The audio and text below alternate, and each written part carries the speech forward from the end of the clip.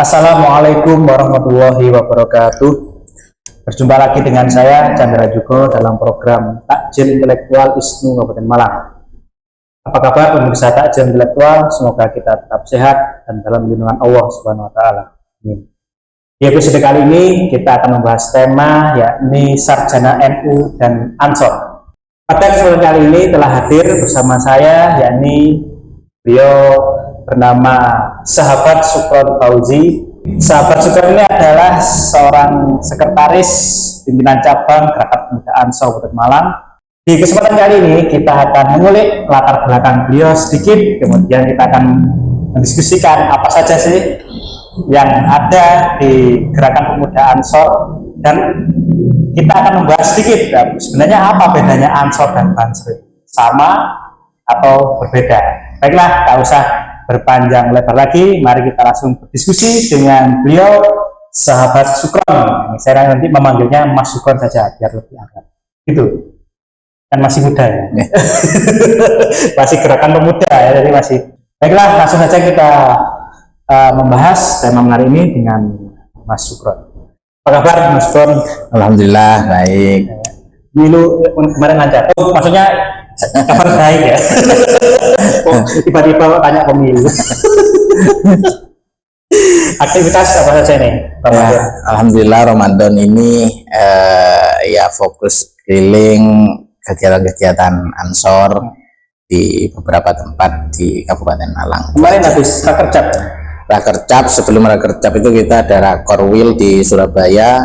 Besoknya langsung kita lanjutkan dengan Rakercap di Hotel Cakra di Duren. Di Duren, wah luar biasa. Mas Sukron, ini sebelum kita membahas lebih dalam terkait seputar dunia Ansor dan Bansar, itu sebenarnya latar belakangnya seperti apa? Wah, ini masih muda tapi bisa berkarya sedemikian. Ini karyanya banyak ini. Bersama sahabat-sahabat pengurus Ansor Kabupaten Malang itu telah mengadakan beragam kegiatannya, termasuk kegiatan besar itu yang terakhir apa? Apel kader. Apel 10.000 kader Ansor Kabupaten Malang.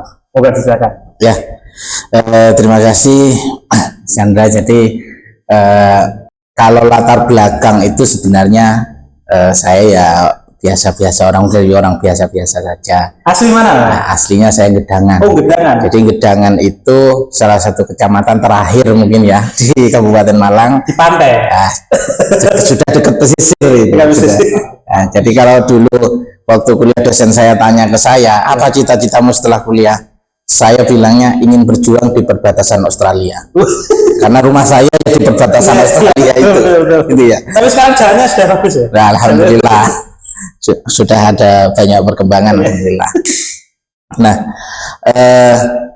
saya memang dari zaman kuliah itu orangnya nggak suka diam gitu ya, nggak suka diam. Aktif ya? Aktif, bukan berarti bandel kan? Ya, mungkin mirip. Aktif sama bandel beda-beda ya. Jadi sampai pindah-pindah kampus itu sudah berapa kampus ini? Saya pertama masuk dulu di Unisma, tapi Unisma. Ya, jadi di Unisma itu saya dikenalkan sama organisasi yang berbasis KNU-an lah gitu ya. Dikenalkan pertama kali dengan PMI saya di Unisma. Oh, di Unisma.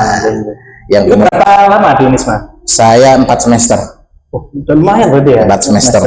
Cuman saya merasa jurusannya saya kurang cocok gitu ya. Oh. Karena di Unisma itu saya dulu ambil PAI. Oh, PAI. Nah, PAI.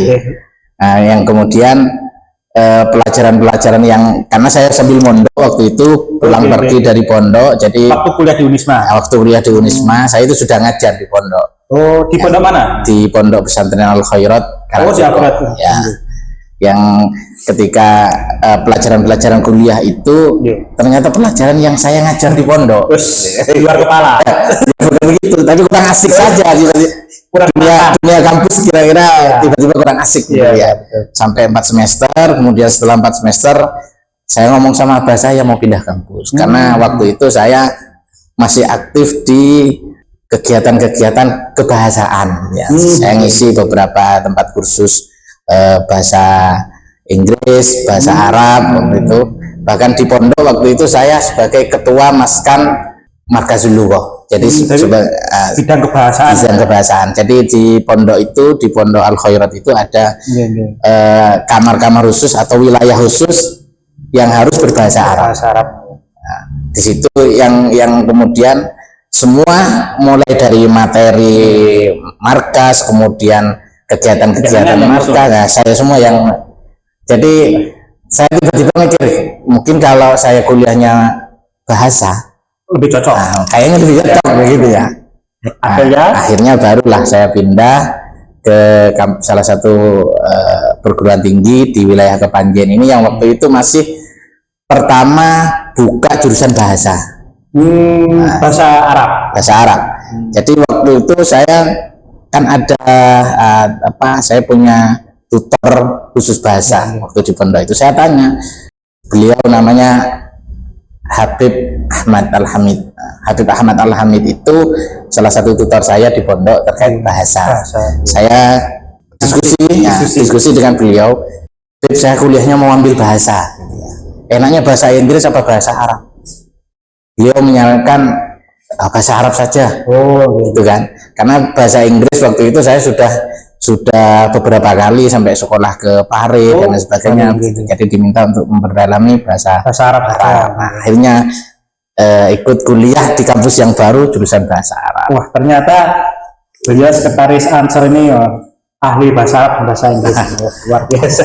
Terus selanjutnya, nah di kampus mau tahun berapa ini? Itu saya 2009 sampai 2010 akhir. Oh iya. Yang di Unisma itu. Baru 2011 saya pindah di kampus baru. Yang di kampus baru itu saya ambil jurusan bahasa Arab dan belum ada kegiatan kemahasiswaan seperti di, karena masih angkatan perdana. Masih angkatan perdana. Di jurusan bahasa Arab itu. Ya. Nah, di situ kemudian di kampus itu saya mendirikan sama teman-teman mendirikan komisariat PMII yang alhamdulillah sampai hari ini aktif. Berarti generasi pendiri. Nah, gitu. Jadi kalau dibilang di Musina itu komisariatnya berdiri ya cikal bakalnya dari Unisma. Gitu. Masalahnya banyak. Kira-kira begitu. Nah, jadi nafasnya dari kota, dari kota. Baru dari situ aktif terus sampai jarang pulang. Sering kegiatan. Kalau di pondok tidak ada kegiatan, pasti saya ada di diskusi-diskusinya teman-teman PMI. Jadi menghabiskan kehidupan ini di kampus. Nah, gitu. Di pondok sama di kampus kira-kira gitu. Pondok kampus itu aja. Terus sampai jadi ketua komisariat akhirnya. Kan pendiri kan? Ya, jadi di komisariat itu kemudian 1 tahun setelahnya saya langsung aktif di cabang. Oh iya. Aktif di cabang, baru 1 tahun saya menjadi sekum di PMII Kabupaten Malang.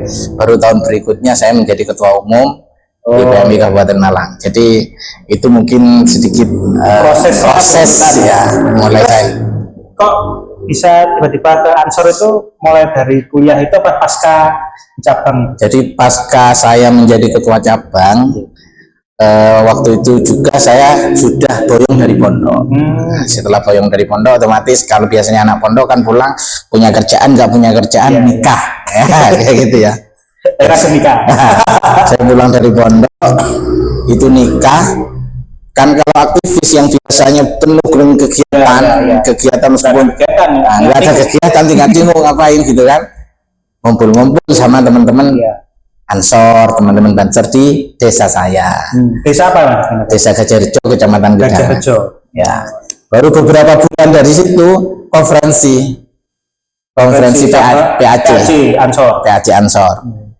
Enggak tahu kenapa kok teman-teman ranting-ranting itu kemudian mendorong saya untuk jadi ketua PAC. Padahal saya waktu itu hanya anggota di ranting. Kira-kira begitu. Bahasanya kalau diajak masih anak kemarin. Baru gabung ikut kegiatan. Tapi beberapa bulan selanjutnya di konferensi saya didorong sama teman-teman untuk menjadi ketua PAC.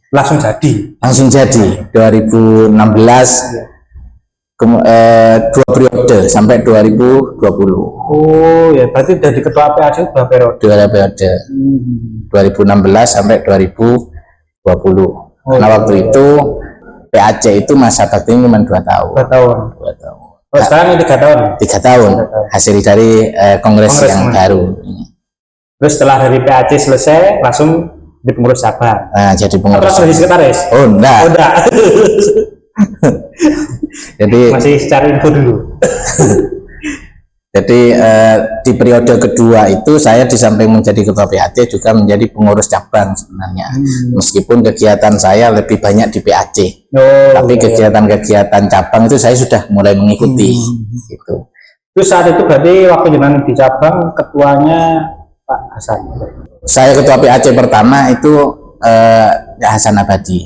Oh, terus baru ya Sahabat Husnul Hakim. Itu Sahabat Husnul Hakim itu saya sudah mulai masuk jadi pengurus cabang. Meskipun kegiatan saya lebih banyak di PAC, tapi beberapa kegiatan di cabang sudah saya ikuti. Begitu. Terus kemudian tibalah konferensi. Ya, tibalah konferensi. Yang di konferensi itu formatur menunjuk saya sebagai sekretaris. Alhamdulillah sampai hari ini masih berkhidmat sampai jarang-jarang pulang gitu ya. Karena Ansor Kabupaten Malang ini 33 kecamatan ini bukan jumlah yang sedikit ya. Dari 378 desa panting. Ya. Itu kalau kita ikuti terus kegiatannya sampai nggak pulang-pulang. Iya. PLO pasukan Alioma. Iya. Jadi kadang saya kalau berangkat Kamis itu kemana Minggu malam atau Senin pagi itu baru pulang. Gitu terus begitu. Iya, kalau jenengan berangkat terus pulangnya ke Gedangan ya. Iya. Itu masih Malang tapi perbatasan Australia. Jadi sekalian harus motor-motor. Terus kemudian setelah sekarang jadi sekretaris pimpinan cabang Gerakan Pemuda Ansor. Ansor ini kan saya melihatnya kan kegiatannya keren-keren. Terus ada sejumlah kegiatan besar juga yang apel kader 10.000 kader ya di Duren ya di Duren itu. Nah, kalau menurut jenengan di antara tadi itu 33 kecamatan dan 378 desa atau ranting itu apakah masih ada mungkin satu desa atau satu wilayah yang belum ada ansornya? Ada, masih ada satu desa itu yang masih belum ada rantingnya sampai hari ini sebenarnya, yaitu di Desa Peniwen, ya, Kecamatan Kromengan. Oh, Kromengan itu tetangga saya ya, karena memang di sana kan masih kita minoritas di sana. Ya. Tapi beberapa giat-giat sudah kita sering lakukan di sana untuk pendekatan. Ada teman-teman yang Muslim di wilayah sana. Tapi sampai hari ini kita belum membentuk kepengurusan di Desa Peniwen. Oh, sudah. Ya. Terus dilakukan. Ya, dan itu beberapa desa yang mayoritas non Muslim sudah ada pengurusnya banyak. Oh iya. Di Setiarjo, Sumber Manjing Wetan, termasuk basis di Desa Suwaru, Kecamatan Pagelaran. Kalau di pelosok-pelosok desa itu sebenarnya tantangannya lebih apa, Mas? Kalau di pelosok-pelosok itu sebenarnya gini. Karena di pelosok itu kan kadang beda mungkin sama orang yang di agak menengah kota gitu ya. Jadi orang pelosok itu kalau sudah gak cocok itu bahasanya pokoknya pokoknya enggak gitu. Nah, itu yang menjadi perlu memang pendekatannya juga harus pendekatan ala desa. Oh ya, sesuai dengan lokal wisatanya. Nah, gitu. Itu kemarin baru saja itu di Desa Tumpak Rejo Kalipare itu katanya kayak gitu seperti yang ini. Iya. Sebenarnya kegiatannya bagus, cuma tidak mau mengakui kalau itu kegiatan ansor atau kegiatan makanya hari ini ada perkembangannya begini, Mas Chandra. Kemarin kita koordinasi dengan pengurus-pengurus wilayah, bahkan ada ketum PP juga di situ untuk ansor ke depan ini. Salah satunya kita tidak hanya menggandeng teman-teman pemuda untuk bergabung di NU, tapi bagaimana teman-teman pemuda itu menjadi bagian atau menjadi simpatisan dari Gerakan Pemuda Ansor. Nggak harus ikut diklat, nggak harus ikut, tapi yang penting ikut nimbrung kegiatannya Ansor. Itu yang kemudian pendekatan-pendekatan itu yang ke depan akan kita laksanakan baik di Kabupaten Malang mungkin secara umum di seluruh Indonesia. Mas Gron, ini kan kita ini kan mengenal Ansor itu kan tidak bisa lepas dari yang namanya Banser. Ya. Nah, tapi kalau umumnya orang itu mengenal tuh ya Ansor itu Banser. Nah, sebenarnya seperti apa sih antara Ansor dan Banser ini? Apakah ini memang sama atau dari awal lahirnya itu bagaimana? Ya, jadi begini, kita memang punya di kepengurusan hari ini punya hal yang saya anggap mungkin khusus lah, tidak seperti di kepengurusan selanjutnya sebelumnya, bahwa seluruh Banser itu wajib Ansor. Oh iya. Gitu ya. Kadang kan kita masuk Ansor ya Banser kan? Ya, makanya di pelatihan hari ini yang kita lakukan adalah PKD dulu, baru kita diklat SAR. Oh iya. Karena ada beberapa hal yang kemudian harus dipahami oleh teman-teman Ansor, kadang tidak dipahami oleh teman-teman Banser. Padahal kadang pahamnya udah Banser saja. Pasukan intinya gerakan pemuda Ansor itu ya Banser. Iya. Kan begitu. Ya. Sehingga hari ini kalau saya sering menyampaikan ke teman-teman, kalau Ansor itu ya harus mengalir seperti air, harus mengalir seperti air. Tapi kalau Banser ya harus komando. Iya. Jadi kalau Banser nggak boleh terlalu banyak diskusi. Kalau instruksinya hajar, diskusi belakangan. Beda dengan Ansor. Kalau Ansor ya kita diskusi dulu, kan begitu. Lebih ke pemikirannya. Nah, begitu. Jadi itu ya perbedaannya. Kalau di sederhananya kalau di Banser tuh ya sudah komando. Tapi itu bagian dari Ansor. Di ADAR-nya sama atau beda? Beda ya. Oh. Jadi termasuk Malang ini adalah salah satu tempat bersejarah yang kemudian terbentuk Banser yang dulu namanya Banu. Barisan Ansor Nahdlatul Ulama. Karena pada waktu itu Ansor namanya masih Ansor Nahdlatul Ulama. Yang di Kongres kedua yang tempatnya waktu itu di Malang. Ya, di Malang, di Kabupaten Malang ini tempatnya, itu pertama kali Ansor yang merupakan membentuk sebuah kepanduan. Dibariskan semua sahabat-sahabat Ansor itu dalam kesatuan Banu itu namanya, yang waktu itu instrukturnya adalah Mayor TNI Hamid Rusdi. Mayor TNI Hamid Rusdi, dan itu pertama kali di Indonesia.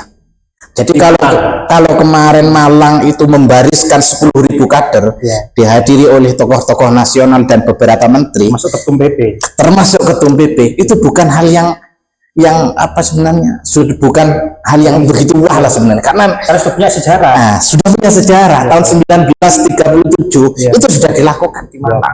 Ya, kira-kira begitu. Dan mungkin setelah tahun itu baru kemarin kita melaksanakan lagi, kira-kira begitu. Dan itu semoga menjadi bagian sejarah juga untuk gerakan pemuda Ansor di Kabupaten Malang. Terus kemudian kalau melihat wilayah Kabupaten Malang yang sedemikian luas, ditambah lagi perkembangan era hari ini, tantangannya apa untuk kaderisasi di Ansor? Jadi begini, di setiap kepengurusan itu punya tantangannya masing-masing, kira-kira begitu ya. Punya tantangannya masing-masing. Jadi kalau kita hari ini itu membentuk banyak badan yang mungkin sebelumnya belum pernah dibentuk, seperti ada kajian-kajian khusus terkait terorisme. Nah, gitu. Kita punya yang namanya tim 99. Jadi ada dari 33 kecamatan itu, masing-masing kecamatan ada 3 orang. Oh iya, di tim tadi itu. Yang semuanya masuk di tim 99 itu. Yang fokus kajiannya adalah tentang terorisme. Ya begitu. Jadi harapannya itu di masing-masing kecamatan ada penanggung jawab terkait terorisme, sehingga gerakan-gerakan apapun yang kemudian itu dikira membahayakan kepada masyarakat itu bisa segera terdeteksi oleh gerakan pemuda Ansor. Tim 99 namanya. Ini nyambung ini kan beberapa waktu lalu kan ada isu itu yang di Surabaya itu, yang menyerang apa itu satu ustadz. Iya.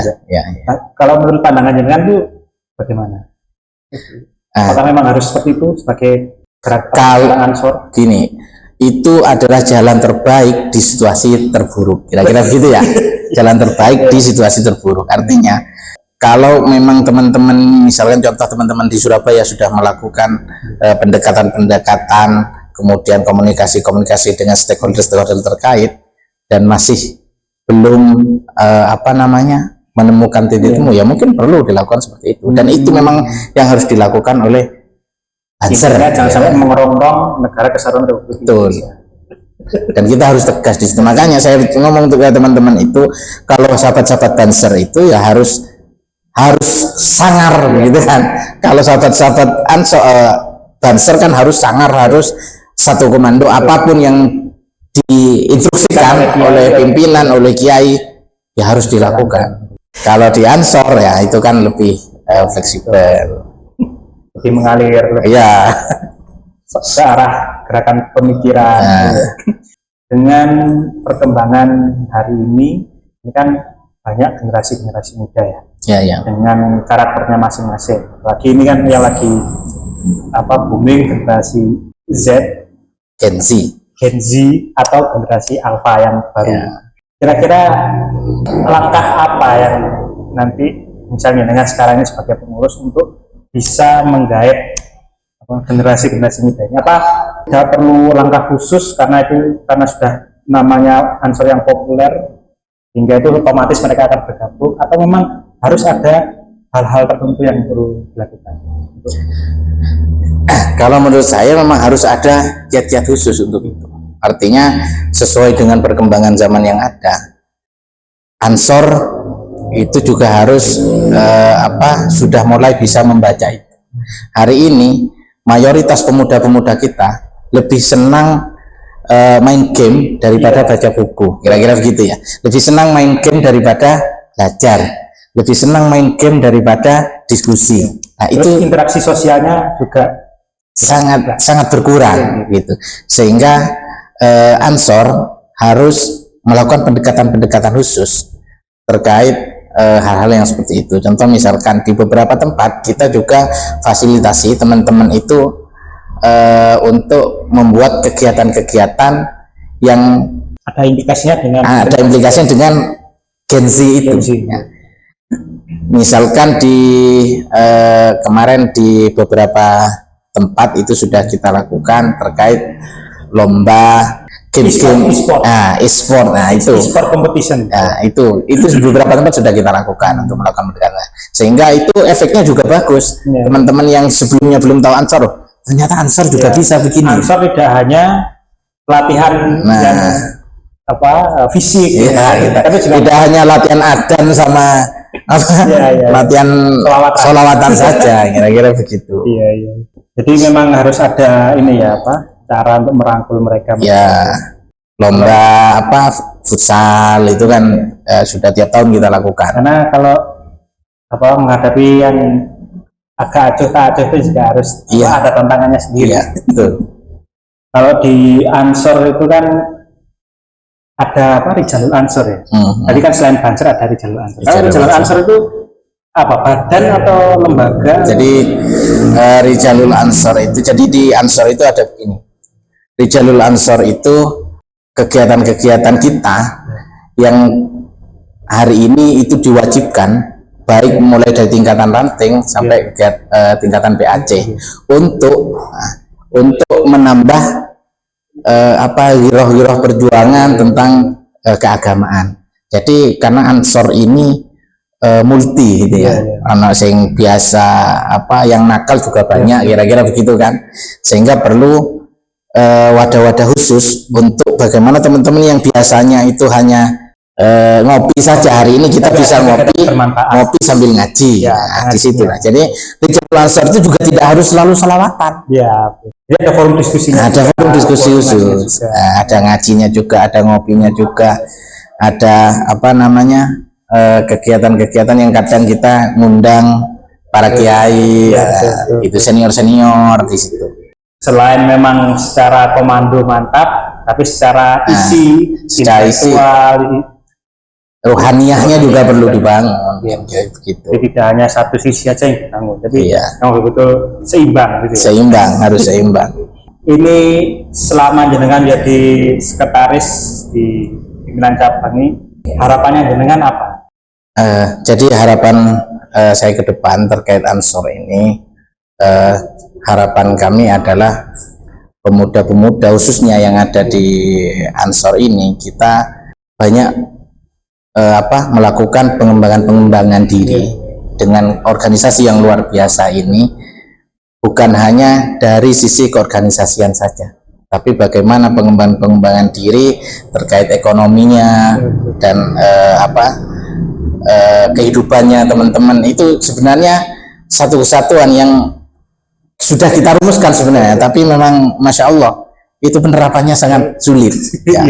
Tapi tetap menjadi cita-cita kita bersama di Gerakan Pemuda Ansor, bagaimana teman-teman Ansor, teman-teman Banser yang tergabung di kapal besar ini, itu semuanya sudah tuntas, baik secara pendidikan, kemudian kerohanian dan ekonomi, kira-kira begitu. Karena setiap masing-masing tempat ciri khasnya masing-masing. Ada ciri khasnya masing-masing, tantangannya juga masing-masing. Tapi menjadi Ansor yang sarjana itu penting apa betul? Sangat penting. Sangat penting. Sangat penting. Jadi apalagi yang di tingkatan ranting, tingkatan PAC itu, jadi untuk menjadi sarjana yang Ansor itu sangat penting. Sangat penting. Jadi menjadi Ansor yang sarjana itu sangat penting. Meskipun untuk menjadi Ansor tidak perlu sarjana, kira-kira gitu. Karena tidak disyaratkan seperti itu. Tapi menjadi Ansor yang sarjana itu bagi saya juga sangat penting.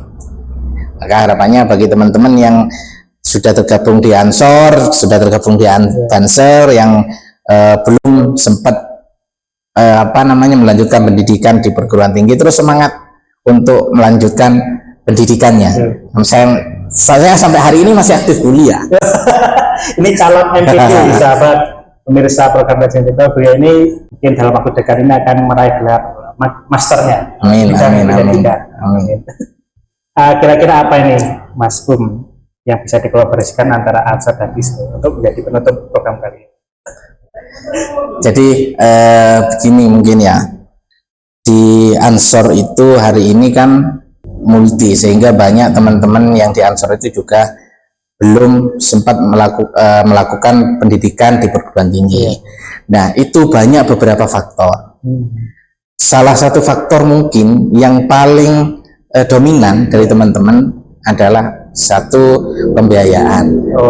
Padahal pembiayaan ini sebenarnya kalau kita mau aktif di organisasi-organisasi ini banyak solusinya. Nah, ini saya mau ngajak teman-teman sahabat-sahabat ISNU untuk memikirkan solusi itu, memberikan jalan-jalan itu kepada teman-teman Ansor Banser yang belum sempat kuliah, bagaimana nanti agar bisa perlu disegerakan kegiatan bersama.